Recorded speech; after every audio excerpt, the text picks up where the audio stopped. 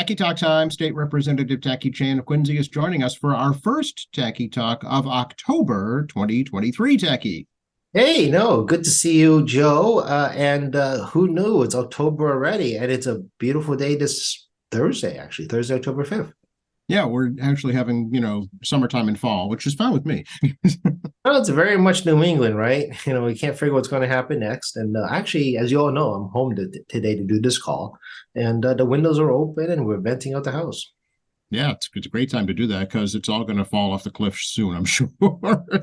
There's yet another tropical storm that's going to miss us by like a couple of hundred miles off the coast, but it's big enough to bring us rain this weekend, is what it looks like. Unfortunately, yeah, here we go again. These weekends, it's so hard for some of these local organizations to get their events in because they've been rained out time and time again. Oh yes, and also yard work. I mean, I'm not immune to the whole, try to get stuff on weekends when I can. And yeah, I mean, people's grass is going to grow like mad this weekend, and you're trying to get, your personal life. Then you're absolutely right too. People are trying to get into birthdays and celebrations and fundraisers and PTO events. And like Marymount Beach has been trying to do outdoor events every Friday and Saturday all summer. It's been constantly postponed. And of course, COVID is on the rise, as we all have now heard from many friends, including myself. It was like I heard some 6 people in 10 days getting it. And and I think it would be wise of folks to consider reducing their indoor events in large crowds this winter, and then maybe postpone some of those events in spring, which is what I saw this year. A lot of things I normally would see in months of November and December, there'll be indoor events, got moved into like March. Yes, yeah, exactly. Well, yeah, there's definitely been an uptick for sure, but the new boosters are available. Folks should look into that for sure. And it's flu season too, so you can get both of them at the same time. Yeah, again, you all know I strongly encourages vaccinations. Do it at your own time, but I would suggest sooner than later. I'm aware there's a distribution problem. It's not the manufacturer. There's plenty of vaccines en route. It's just getting them to the pharmacies, the medical centers, in a timely manner and orderly manner. This sounds very familiar, like we did in 2021, where it was just like just orderly movement and stuff. You figure this out by now.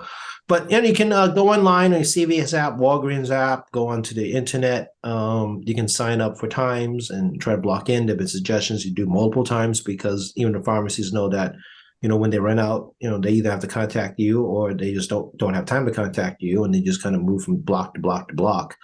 And one suggestion is you could try to go to some smaller communities. I mean, Quincy is a pretty big city in Massachusetts. So if you're willing to make, a drive out, you can try a few of the smaller communities to get your COVID shot. Flu shots aren't a problem, and shingle shots aren't a problem, and RSVP shots for those who are older. Strongly encouraged to get those, but you can do it together. But I would suggest you probably should take them in severings over a different time period to reduce the impact on your body. Reduce the impact on your body. Yeah, absolutely. Good advice for sure.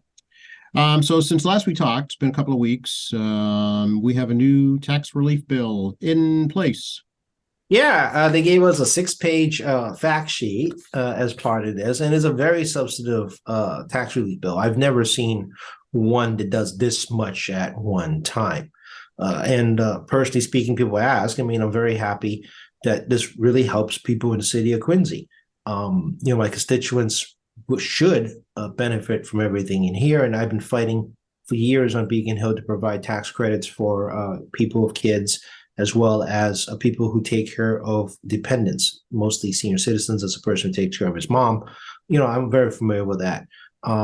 So, we actually, that's a big one. We combined a child and dependent tax credit into one unit. So it's not separate. We left the cap on only allowing 2 people to qualify for you to qualify for a credit. And we raised the credit to $310 per child dependent each. And then in a second year, it goes up to $440 per dependent. And on top of that, I'm reading this because it's a lot. There's also the senior circuit tax break. We talk about this every spring, that we encourage people over age 65 and over to apply for the senior circuit tax break. It gives you a tax credit on your property taxes and your water bill. And if you're a renter, Obviously, you can't qualify if you're in subsidized housing, but also you can't qualify if your claim is a dependent. So take a guy from who has a dependent adult. You have to pick one or the other. Either I receive a tax benefit, or my mom will get the senior circuit tax break. At $2,400, my mom makes out pretty well. So definitely consult your accountant or your tax advisor as you go into next year, because this stuff is going to actually, a lot of this stuff takes effect in 2022 tax year. Yeah, it's that one in particular is really worth looking into. My mom also benefited from it for several years, and it makes a difference for sure. The senior circuit breaker tax credit. So definitely look into that. Yeah, and this is the state helping provide some tax relief on property taxes. Obviously, I don't get to vote your property taxes. That's the mayor and city council's function. And even on a Prop 2.5, which is a more complicated formula than it sounds, the impact of higher assessed value of property, even though that there's a cap on how much revenue a city and town can generate, is offset, is lost because of your higher valuations. So, this is an incredible thing that the legislature has provided, and it's been ongoing. God, I remember when this came into effect when I worked for Mike Morrissey. It was a big Tommy Birmingham initiative when he was Senate president. So that and the senior citizen prescription assistance program was another thing that came into effect not long after this one as well. So again, there's another one. Definitely look into the state senior citizen prescription assistance program. My mom is on that program also. Another program I encourage everyone who's never heard before, just Google up Massachusetts Senior Citizen Prescription Assistance, and there's an application there, and it can provide you some, your mom and dad or yourself some assistance on prescription medicine. So, but yeah, we can go through. I don't think we want to go through everything on this list, but you're welcome to pick and choose some stuff you want to talk about. Well, I think the things that impact people the most would be the changes in the estate tax and the short-term capital gains tax. Yeah, you all heard last year, that the estate tax in Massachusetts is archaic and regressive. The state tax basically allowed you a deductible up to the first $1 million of the property, but if you go over $1 million, the entire $1 million is taxed plus everything over $1. That is archaic and regressive. So the new law, the governor signed, raises the cap to $2 million deductible, and there is no cliff effect or a regressive tax that will bill you for the whole $2 million plus $1. It's only after the first dollar, after the $2 million, that your taxes, estate tax, will impact. And frankly, that won't impact a lot of folks. I mean, the biggest asset most people have is their home. That home is the rising valuation. I don't have to tell you guys this. We're very aware of the rising valuations, and it's not inconceivable. Maybe in a decade, your home's well past $1 million valuation. So, if you leave something to your children or other people in your life involving the house as part of your estate, that's taxation is pretty severe. So. Right. Hopefully, $2 million will predominantly help, working class folks, middle income folks. And, let's be honest, people with a ton of money, they're well past $2 million estate value. Oh, for sure. I mean, you look at what houses are selling for just in Quincy. I mean, 500,000 doesn't get you much anymore. Yeah, exactly. And there's like this rule out there that's been around for a long time, which I don't think really applies anymore, that if you're going to have a healthy retirement, you must have $1 million in savings somehow. Whether it be your home plus cash or other assets like, pension or Roth IRA or IRA or 457, 401k, 403bs, or the fact that you just invest in the stock market independently or in bonds. I mean, there's always been this advice for many years saying you need $1 million to retire. And I think that's far too low. I think you have to have more than $1 million to have an annuity, including your own personal property. I mean, all combined. And the state tax moving up to $2 million. I mean, let's be honest about it. People are going to have to figure out how to, sock away a lot more money in the next decade, as we all discovered through inflation. So, God forbid you pass early, but you're sitting on like $1,005 total estate, meaning everything you own in value. And this will help out perhaps your wife or your husband or other loved one that you leave your property behind, who hopefully will have, and I hope they have a long life after, God forbid something tragic happens to you. So yeah, this scenario is, I think, overlooked by certain individuals who like, this is a windfall for the rich. I mean, it's not. This is a real situation. I get very frustrated, folks, as you all hear over and over again, but, getting these emails and whatnot, and they don't really think about real life. They just get some sound bites. We hate rich people, and this is bad. I'm like, let's back up a second. What kind of financial planning advice did you get as a young person about what you should be thinking about, 40 years from now, so to speak? And what I'm talking about, this is real life. This is you and me and our constituencies that we work for. And I'm not oblivious to that. Well, I mean, in fact, the governor wanted to make it 3 million, I believe, but there was a compromise. Agreed. Governor Khan was trying to foresee far in the future, but as you guys all have figured out, not everyone walks out happy. You're trying to get something done, and I still believe that $2 million is a good medium space to be in. I mean, again, this could change in the future. Mhm. Probably won't be around, I hope, and doing this job by then. But some point in the future, there'll be a reevaluation like they do all the time. Except this was particularly egregious. The state tax has been like this for so long and not reevaluated by past legislatures. And being a guy that's been watching this place forever, it feels like. I was even shocked when I found about this. And again, I don't know everything, folks, but even I was like, when I first heard about it, I was like, this is ridiculous. Right. Yeah. And another, kind of going along with that same venue is the short-term capital gains tax, right? Yeah, we compromised this out too. I mean, it comes out to 8.5%, from 12%, but it doesn't go to 5%, which is what the governor and the House wanted to do. Again, we split the difference. Pretty obvious what happened there. But also remind folks, I mean, during COVID, people were playing the market. I mean, people had nothing to do but learn how to use Robinhood and other apps and open brokerage accounts. And anybody can do it. It's so easy.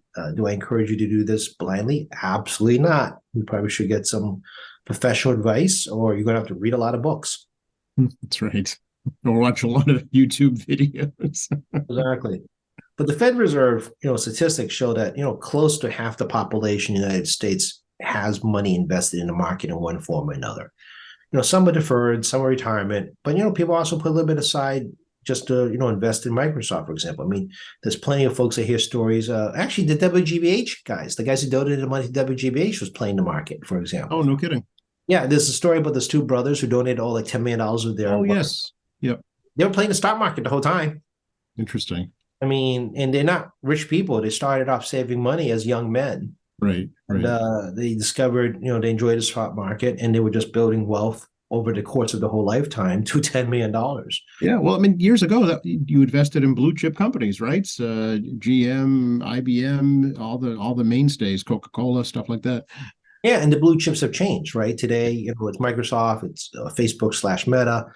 You have people investing in NVIDIA, which if you watch the news is all over the place. And the blue chips do change, right? But Kellogg's is still here, right? Coca-Cola is still here, right? McDonald's is here. And yeah, these guys figured out, there's a little bit of money at a time over their lifetimes.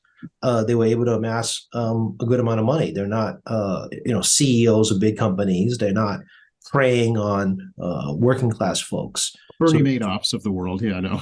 Exactly. They're just two dudes that, were smart enough to figure this out, and they did incremental savings. Not like they dumped the entire life into year one. They just put it at a time, and this is what happens with smart investing and diligence. So, that's one example. I'm sure it's not the best example in many ways, because not everybody's going to generate $10 million in stock income. But, this is the world we live in today. It's not this image they like to portray, of people living in super wealthy communities getting windfall. This affects you at home. This is going to affect your children and most likely your grandchildren as well, because wealth generation is more accessible than ever regarding markets, as well as bonds and other types of equities. Yeah. One thing that was changed, I wonder if you could explain, Tacky, is the change to the Chapter 62F tax rebate. Yeah, that's needlessly complicated to explain. I know. So you do such a good job. I'm sure you can do it. Let's see if I can. We do a lot here, don't we? So the current law, the prior law now, gave you a tax refund, a tax credit, if the total wages exceed total taxes collected. The keyword's total. So you take all the wages collected that are generated in 1 year, and if that number is bigger than the total taxes collected in 1 year, The difference between the two is given back to taxpayers in the form of a tax credit. And your share of that amount is directly related to the proportional amount of taxes you pay. So the more you pay in taxes, the larger portion of that difference is given to you. The less you pay, the less you get. This is a very interesting tax policy because if you look in the law, deductibles, for example, the standard deduction applies to everyone equally. Right? It doesn't matter how much money you can choose to take or not take the standard deduction depending on your tax situation regarding deductibles. So what we did was follow the same idea in the legislature. So we now have the 60F equal share to everyone regardless of income status.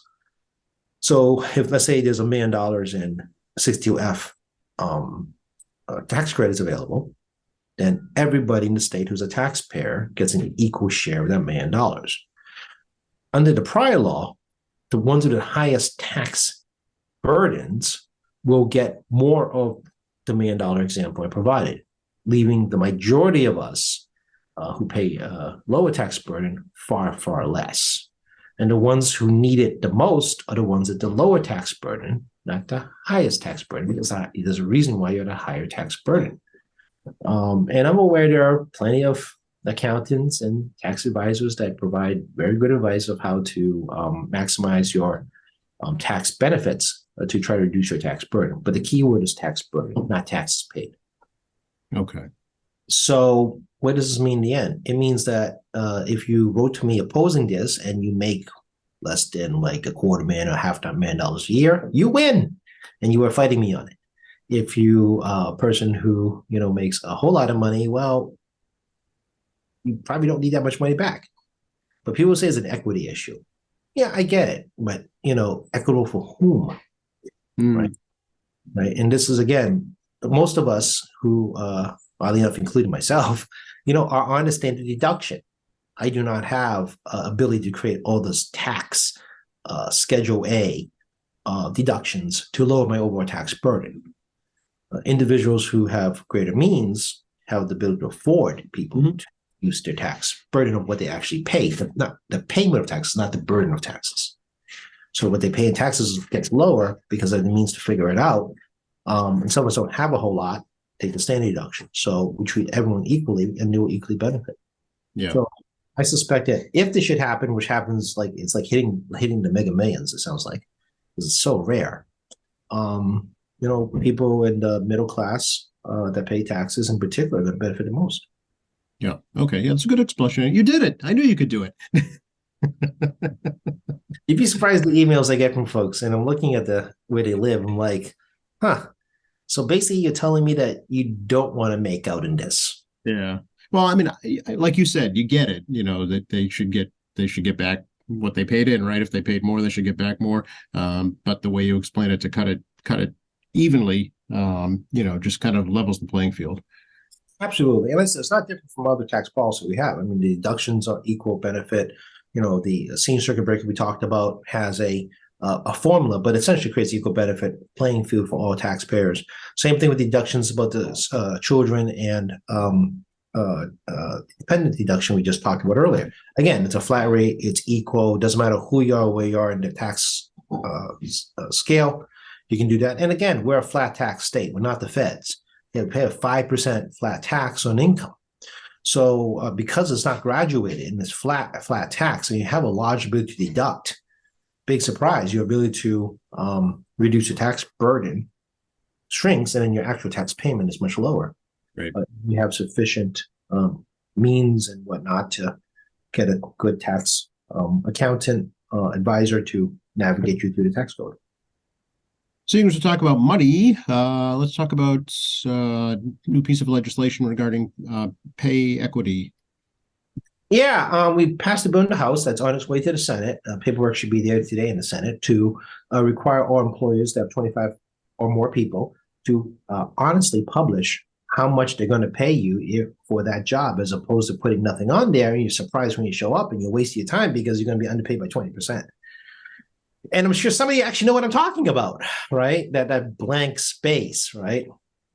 And part of this reason is because of what we did regarding wage equity for gender equal pay for equal work with men and women, right? And we know that there's a significant gap between men and women earning capacity.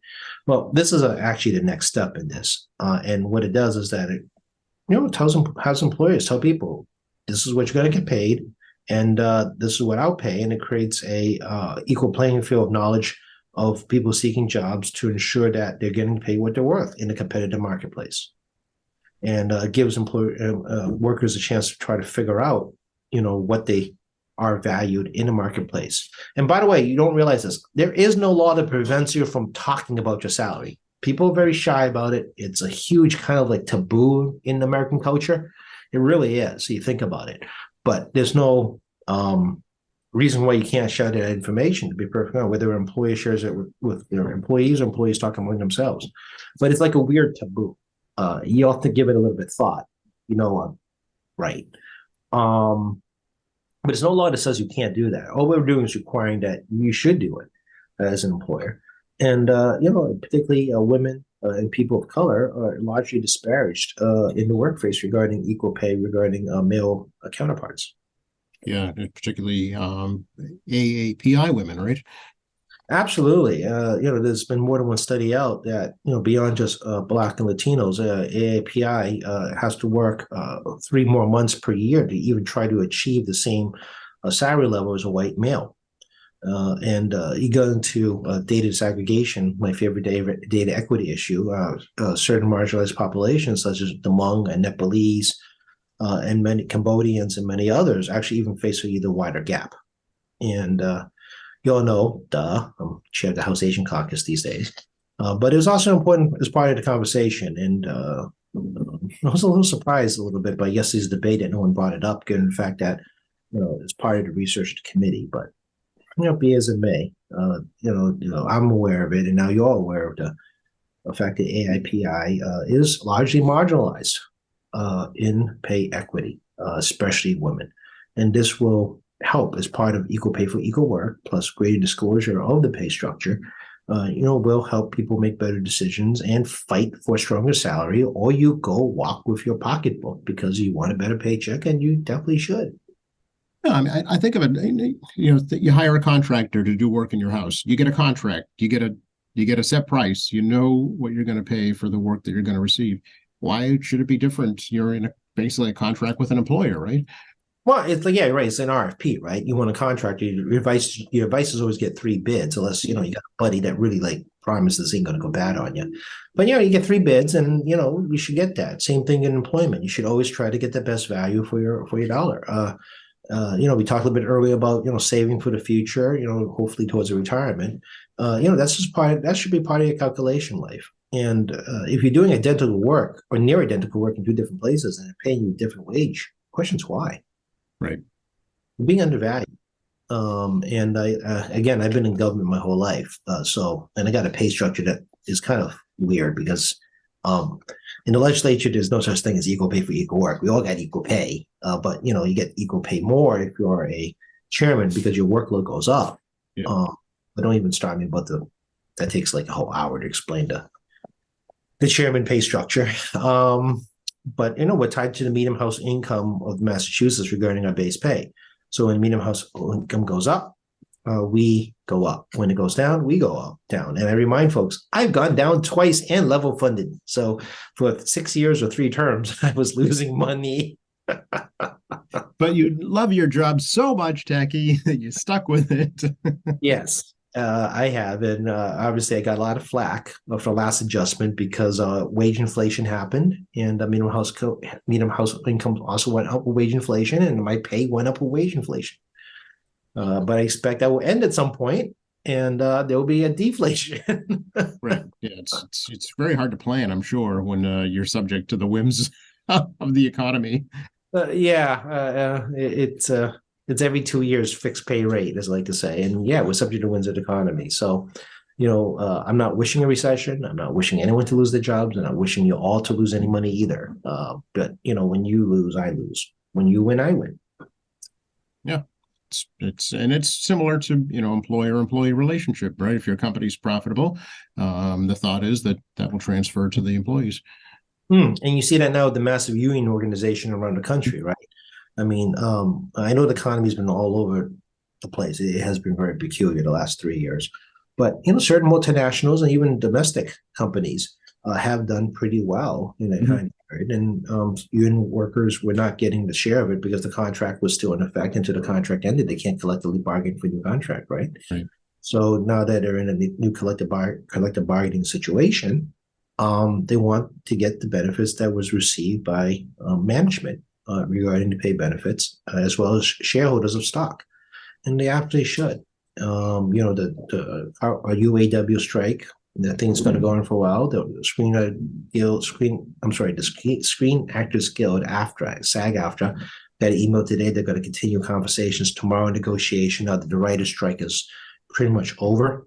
They're waiting for ratification, I believe, for the writers' component. I haven't looked at my email on that. That's right. Although they are back to work, but yeah, it's Yeah, just a formality. Yeah. it's a formality at this point. And we've seen unionization efforts regarding Starbucks and their locations.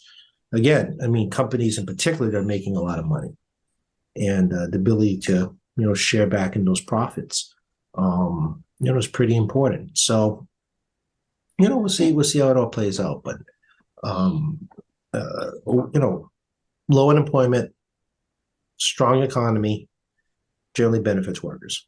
Yeah. Talk a little bit about, I'm sure you're familiar with that proposal to raise the age for juvenile offenders. I think is it 17 now? Make it 18, something like that. Um, yeah, this is always like an interesting debate because what is the logic between why you make one age one thing another, like the drinking age versus the smoking age versus the age you get drafted versus the age of flow, right?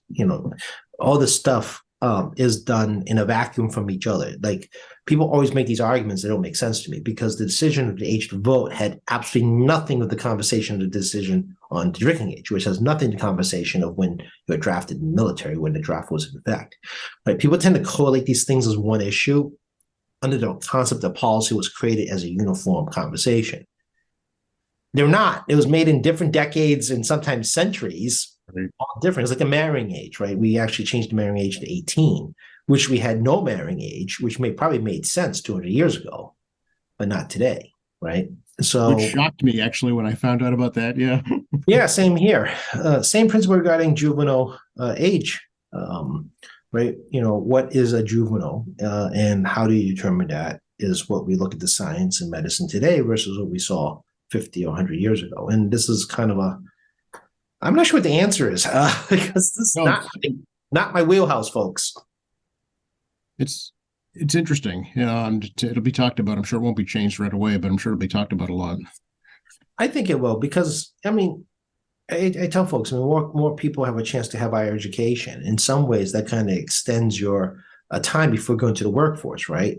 There was a time when most of us couldn't get to age 40. Now people are approaching age 80, right? It's a constantly moving target. People think in the present. This is kind of where we're designed, right? But you never think about what it was before and how come it is today. This juvenile age conversation, again, is that part of that conversation about what we know today versus yesterday, but also the totality of the conversation of what we are in society today, not just, morals and ethics, but also reality of how long we live, what is a working age? Like I believe 16 years old is still working age. I believe that's right. Yeah. Yeah, but I believe still 18 is the age of independence. Yes. Yeah. You're considered an adult under law and go at it. But you still can't drink till you're 21. Right. Yeah. You can drive a car at 16 and a half. But you can't rent one until you're 25. Yeah, people, I'm not saying this stuff makes sense, right? And I always get frustrated. People try to correlate all these things together that really have nothing to do with each other. Right. Yeah, it's interesting. Stay tuned on that one. Stay tuned. I can't claim I'm a genius or very knowledgeable about that matter, but again, this is part. I just pretty much described the policy concepts regarding age, and it's not nothing. One does not have to do with the other. There is no relationship. Let's talk about Washington politics, Tacky. There's been a few things going on there since last we talked, like the removal of the Speaker of the House.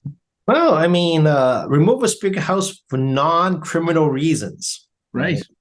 There was no malfeasance, criminal act.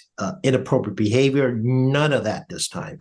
And it's very rare. Most speakers resign if they're under some kind of scandal, right? This one is not. This one is just. No, I think it's been like 100 years since it happened, more than that even. Yeah, and there's like, yeah, people like I had my family once on Zoom class. Why would McCarthy want this job? And I'm like, when you work that hard to try to get there, it's hard not to take it. Yeah, because it takes you a long time to get there. And you can taste it, you're going to take it, and you're going to cut these awful deals. In this case, allowing, I believe, one member to be able to force a vote of a new speaker in the Republican caucus, and a petition the House to do that. Is it 1 or 5? no, One, right? I think it was 1. Yeah, it's 1. So this was a rule in place at one time for many years, but was never implemented. And then, they made it a majority vote, and they went back to the 1 as part of the deal for McCarthy being speaker. And again, now we're back to the conversation earlier about thinking the president in politics and in our lives, right? Okay, I got where I need to go now. I'll kick the can down the road and worry about something else later. Well, later just showed up, Speaker McCarthy. Exactly. Yep. Did come back to bite him for sure. Yep. Yeah, and he's not Speaker McCarthy anymore. So, and there's also another political dynamic, right? They did have to pass a temporary spending measure, which all of us have heard about over the last decade because we shut down 4 times in 10 years now. And there is a political consequence, as you guys can imagine, when you shut down your government, and people are now unable to get services, reimbursements, grant payments, and so forth and so forth. Plus, a whole bunch of public employees considered essential, not getting paid and working because they're essential, like the military. Yes. Air traffic controllers. Yeah. Yeah, it creates angry voters. This ain't hard to figure out, people. You don't pay you don't get paid. You're upset, and you're going to take it out in the next election. Exactly right. That's what you remember most when you go to the polls. Yeah. So Speaker McCarthy was caught in a really bad spot because if he couldn't pass something, he is very aware that going to next year they will not be forgiven for this. Right. Yeah. And put a lot of Republican seats at risk because they're going to the opponents, whether it be a Republican primary or a Democratic final. I mean, this is just red meat. You just go for it. I mean, why wouldn't you? And just start pounding on incompetency, inability to keep the government open. And look, these are the consequences. Can't get your passport done. People are not getting paid. You can go down the list. It ain't hard.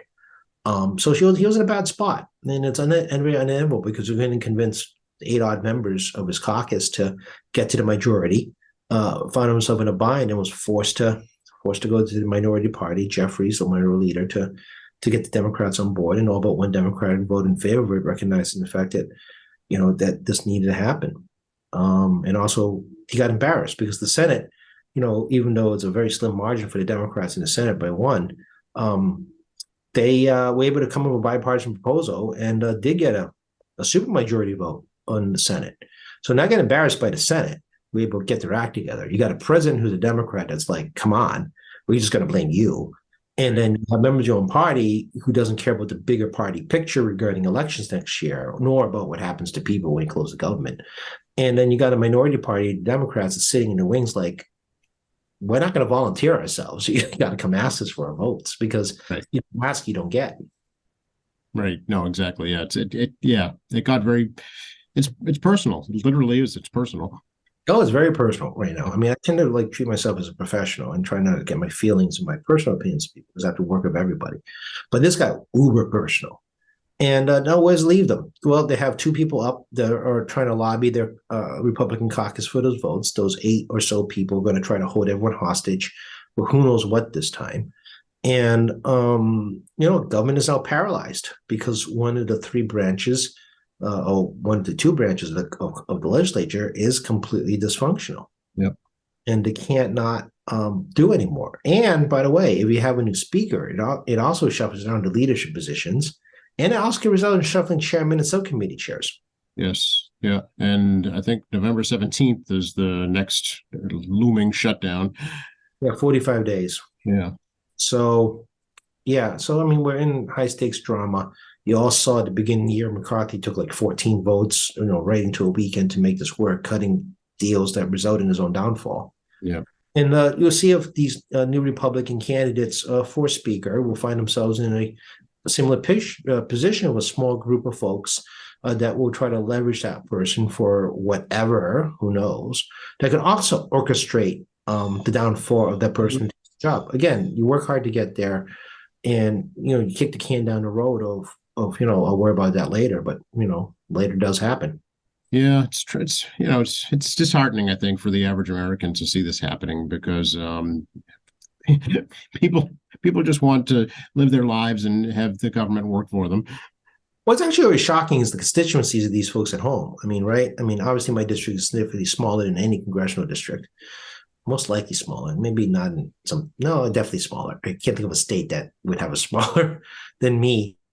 But I mean, you pay the price at home, and what's always surprising to me is that what we think are rational people cannot make the connection that these 8 folks, is basically impeding their lives, and it ain't hard. I mean, I love the excuses. Oh, it's fake news. The media's lying to me. I mean, look at the voting record.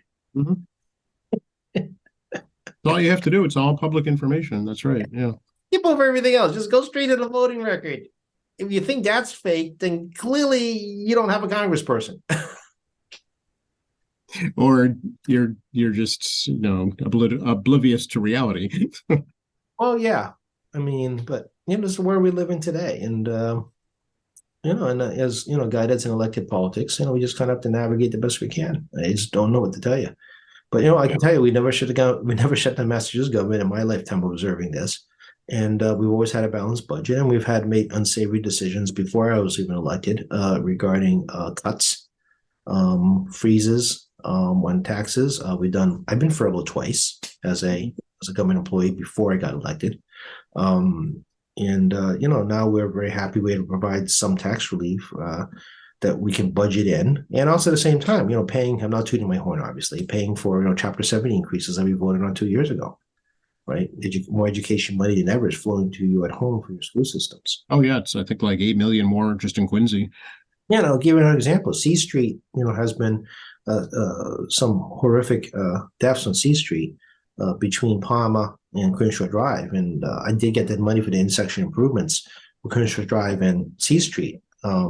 So that's why you have the configuration now. I found the money, and then $10 million of state money is now going to go to the improvements from Palmer to Crenshaw Drive, with the state actually being the contractor for the city to manage the project. That's essentially what it is. And hopefully between 2 and 3 years, you're going to have a brand new, and actually it's going to be much safer C Street. But that's $10 million of state bond money, right? And the city will manage it and maintain it after we're done. But that project's been going on for almost 8 years now. Oh yeah, it's gonna be 8 years when it actually breaks ground. And yeah, I'm going to tell you, people living there's got some inconvenience and noise and so forth that comes with construction. But when it's done, it's going to be wonderful. But there's an example of government at work, $10 million of essentially my AKA state money, that we pick up the bonds on, that you as a taxpayer in Quincy does not have to pick up the whole burden of. It's shared among the whole Commonwealth. And also helps the city on its bonding. Yep, absolutely. It's and it's it's that stretch of roadway has been notorious for decades. I'm not gonna lie, it's such a wide lane. Some of the parts are very hard to see coming on from the neck, through the Willows, and then you turn up into Adams Shore. It's kind of hard to see over those tops. And then before you know it, you're doing 50 and not realize it. It's a clear road. Yep. And then there is no, I was thinking about it, there's actually no traffic lights from Palmer to C Street up onto CF. Oh, right. Yeah. Same thing from Palmer all the way to the very end of Palmer when you hit the projects. There is no traffic lights. That's right. Yeah. So as a result, you actually have quite a straight shot until you get to this part of C Street where the visibility is actually a lot tougher. And then you find yourself going a little fast, going to that first traffic light in Palmer. And we're also going to get updated traffic light systems to be synchronized. And also the Quincy Youth Hockey Rink, was it McCarthy Memorial? Yep. It's going to have its own signalization that's timed to all the other signalization. Oh, very good. So that actually improves traffic flow. You're going to be a little slow. I'm going to be honest with you. It's not like you're going to be zipping out of the ice rink quickly, but you're going to zip out safely. Yes. Yeah, that's key, especially taking a left. That's very difficult. Yeah. Absolutely. I'm going to get angry phone calls about backing up. But the alternative is that you get T-boned. Right. And that's not a good alternative. Yeah. Yeah, I mean, yeah, I know I'm going to get angry calls once this is done because I'm like, I can't get off fast enough. I'm like, well, yeah, well, people got T-boned. So, yeah. Yeah. I mean, and adjustments can be made if there's a big, huge event. You can have a police detail there to help things move along better. And the city will control the timing of the lights, which is not, I'm sorry, that's not really the right word, timing, but there's it's going to use camera scanning. So, you know how you have to drive right up to the right part of the road and sit on top of the sensor? Well, we're not doing that. It's going to be the modern camera system that, all talk to each other down the road. Yep. And then the city will be able to, once this is done, the city will be able to adjust those, as you pointed out, like it's a busy event, they can readjust the sensors through the whole system to ensure that traffic flows and flows safely if there's like a major event, on top of having a police detail if it's needed. Right. Yeah, exactly. Yeah. So it'll be, like you say, safety is the number one goal for this. So that's something to look forward to for sure. Yeah. So I got to win some money to the city of Quincy to pay for a road that everyone's going to assume that was paid by the city, because that's why. Woo, woo.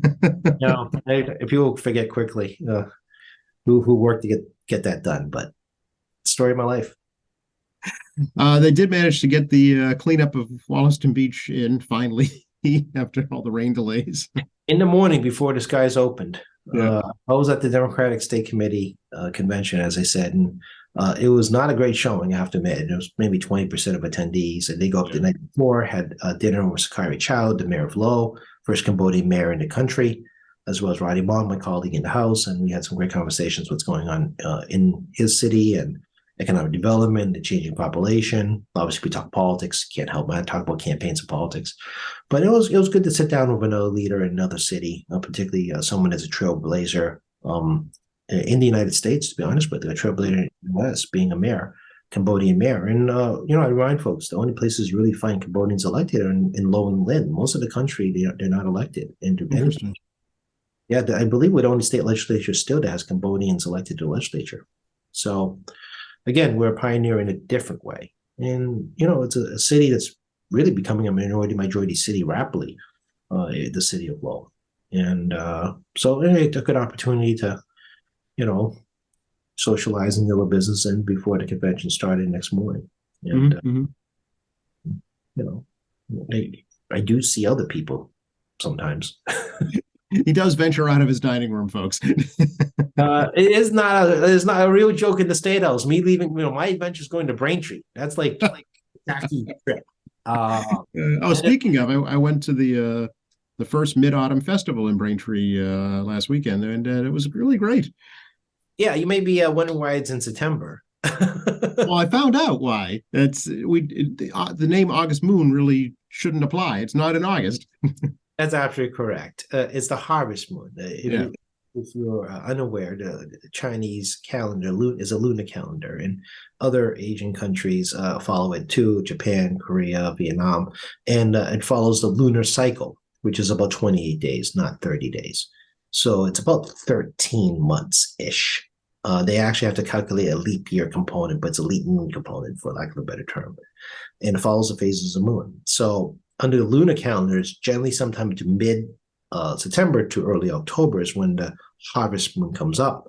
The so-called August moon, right?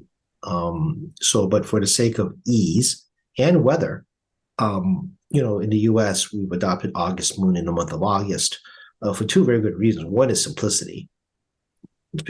Let's just say that.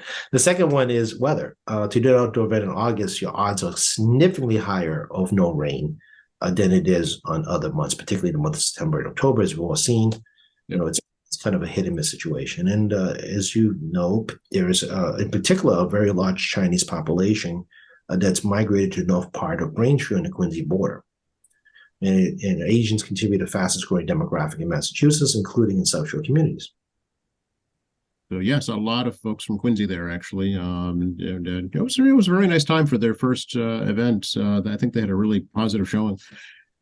Well, in my younger days, back when the Quincy Asian American Association, I put a bunch of these events together on, on duct tape and Band-Aids and super glue and, Yeah. on almost no money.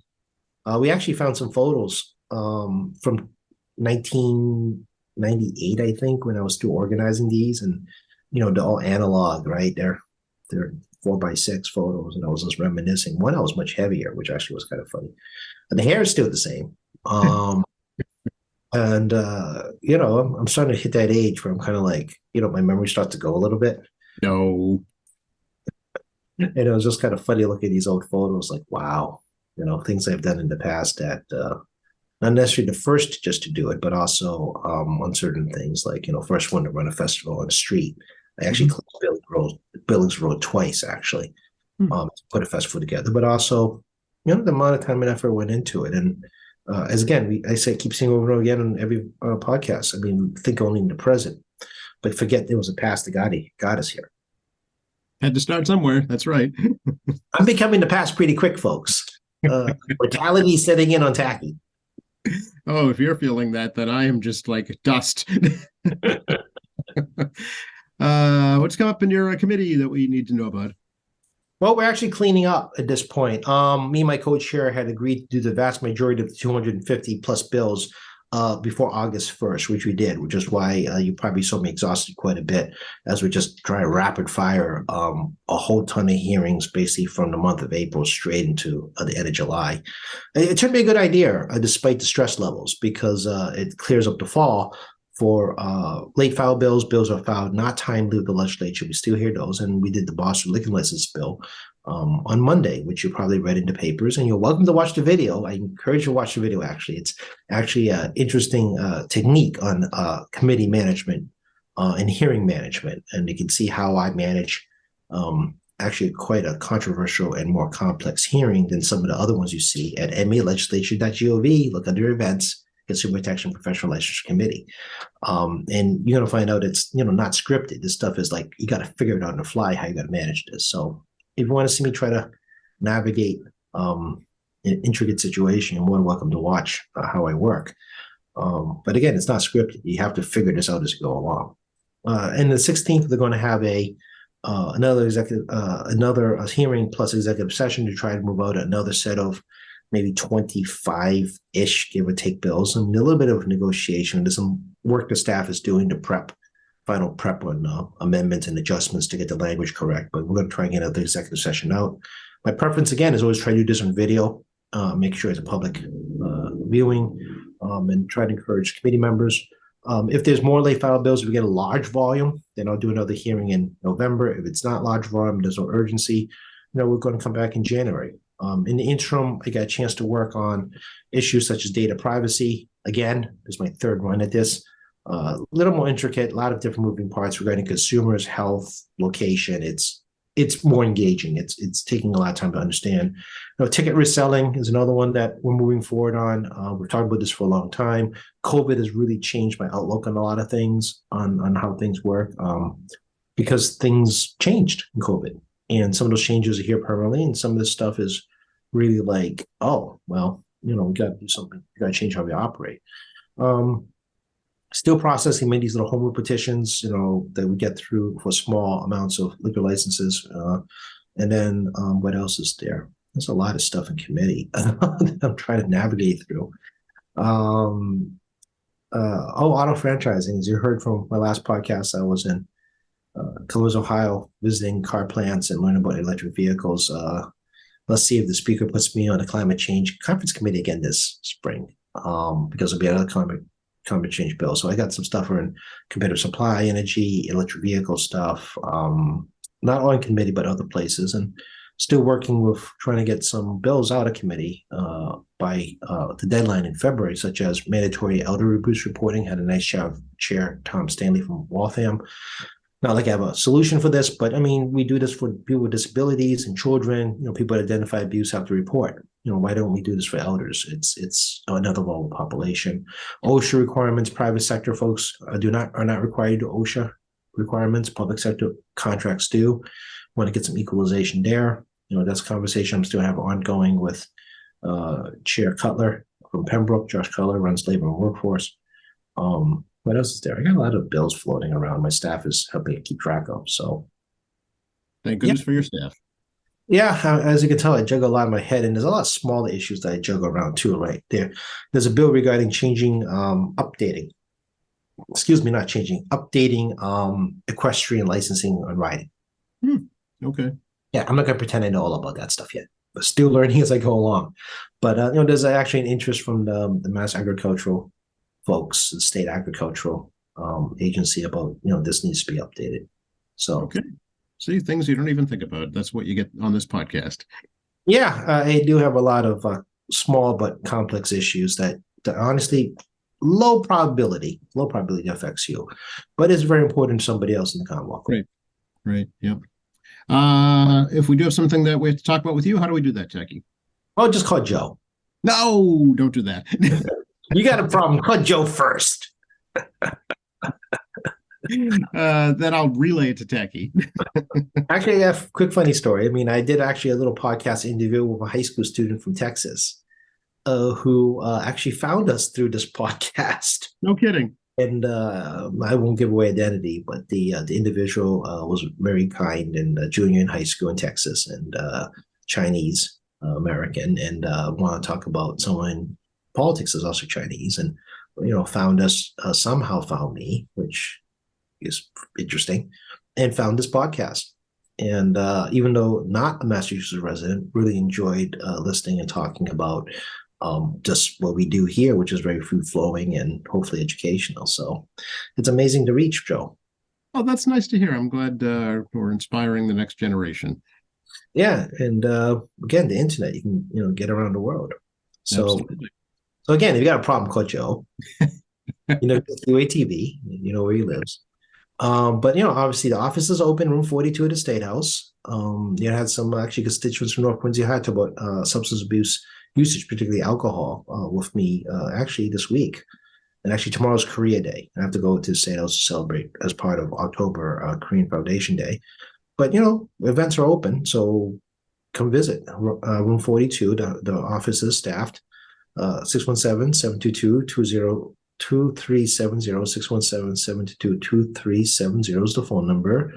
Jerry Parcella's office runs the phone system, so you have to wait a little while to get to my prompts. Smash a button if you don't know who to talk to, and we'll get your message, and the appropriate people will get back to you from my office.